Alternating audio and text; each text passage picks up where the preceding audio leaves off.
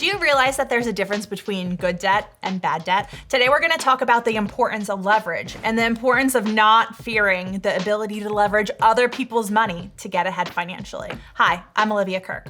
I'm Tim Urick. We're from Tier 1 Capital, and we're here to show you how to regain control of your money. For the best advice on controlling your cash flow, be sure to subscribe to our channel and don't forget to hit that bell to be notified when we upload new videos twice every single week.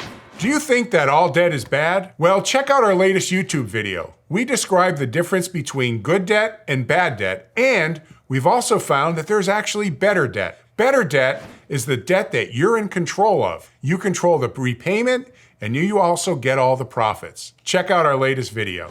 You see, when I started in financial services, we were told that all debt was bad. But it wasn't until I put things in practice that I realized there's actually good debt and bad debt. You see, good debt is debt that's backed by an asset. Bad debt, such as credit card debt, student loan debt, these are debts that are not backed by any assets. You see, when you take out credit card debt or go and get a college degree and take on student debt, they give you that debt, that asset, that money to fund your purchases based on your ability to earn income and the potential to pay them back. They don't have anything collateralized against an asset, for example. Leave us a comment down below. Did you realize that there's a difference between good debt and bad debt? And do you have any questions as to exactly what the differences are and what debt is actually good?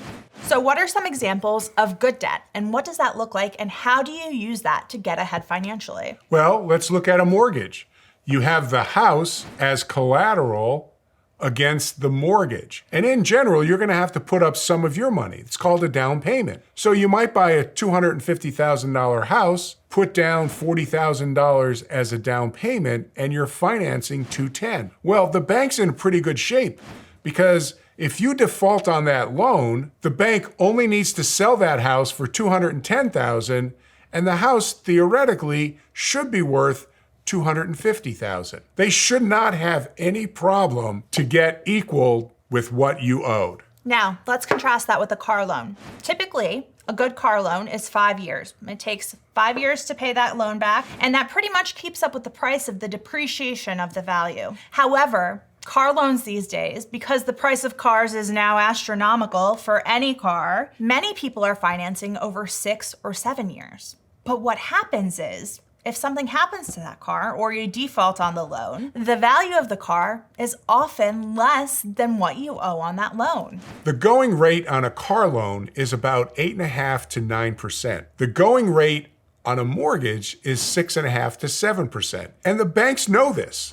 That's why they'll give us a lower interest rate for an asset that has much greater value. Let's take a look at a third type of collateralized loan, a life insurance policy loan. Life insurance policy loans are leveraged against the equity of your policy, the cash value. And the unique thing about this is that the entity that's giving you the loan, the insurance company, is also the entity that's guaranteeing the cash value, the asset. So consequently, they'll charge you probably a much better rate, and more importantly, those loans are unstructured, which means you determine when, if, and how you pay back that loan. Now, it is recommended that you cover at least the cost of the annual interest. You see, each policy anniversary, if you have an outstanding loan, the insurance company is going to charge you a loan interest bill. And it's recommended that you pay at minimum the loan interest because if you don't,